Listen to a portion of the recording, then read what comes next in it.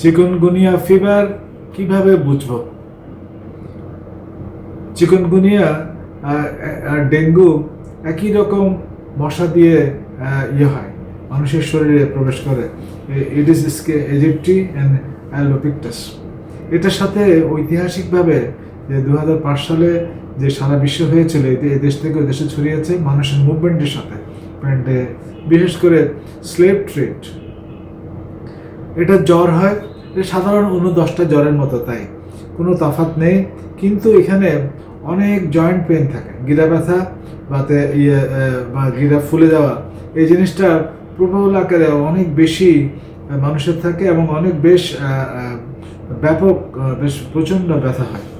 অন্য সিমটমগুলি তেমন থাকে না। এখানে কিছুটা হাতে, পায়ে এবং জয়েন্টগুলিতে বেশি হয়, দুপাশে একই রকম হয়। এবং আবার অনেক চিকুনগুনিয়া কিন্তু কোনো সিমটম থাকে না, অ্যাসিমটোমেটিক যেটা হয়, এটাও হতে পারে। সো অনেক সময় দিয়ে একটা র্যাশ থাকতে পারে হামের মতো। সো মনে হয় যে একটা এই জয়েন্টে ব্যথার জন্য মনে হয় যে এটা একটা গিরা ব্যথার একটা অসুখ, রিউমাটয়েড আর্থ্রাইটিস বড়দের, ছোটদের, লুপাস অ্যান্ড আদার্স অন্য অসুখগুলির মতো মনে হয়। তাহলে বোঝার পথ কি, ডায়াগনোসিস নিশ্চিত করার পথ কি? সেটা হচ্ছে আমরা একটা ICT, IgM, IgG for chikungunya করব, এটাই উত্তর। এবং ভাইরাস কালচার রেয়ারলি করা হয়, এটা ল্যাব একাডেমিক পারপাসে করা হয়।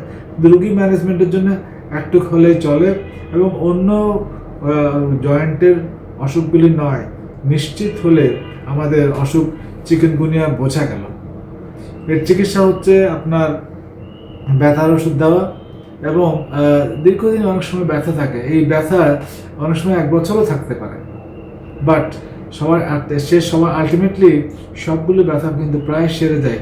কোনো রেসিডুয়াল ডিফর্মিটি, জয়েন্টে যে ব্যথা বাঁকা হয়ে গেছে কিংবা কোনো অসুবিধা সেরকম থাকে না, কষ্ট হয় মাঝখানে, এটাই হলো আর রিয়েলি ডেথ প্রায় না হওয়ার মতোই।